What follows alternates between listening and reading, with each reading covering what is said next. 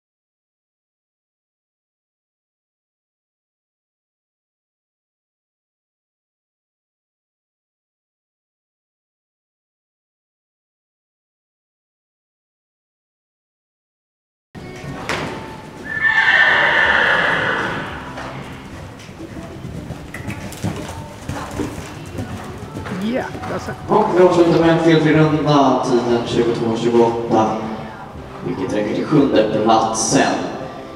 Det innebär att vi har ett resultat för klassen. Segrade gjorde Elin Bertilsson, 2 Lisa de Roer, 3 Anna Claesson, 4 Claes Lindbäck, 5 Julia Fastegård och 6 Erika Andersson. Det är alltså de 6 placerade som även ska skicka för prisutdelning. En plats från prisutdelningen. Placerade Mina Bergström, 8:e placerade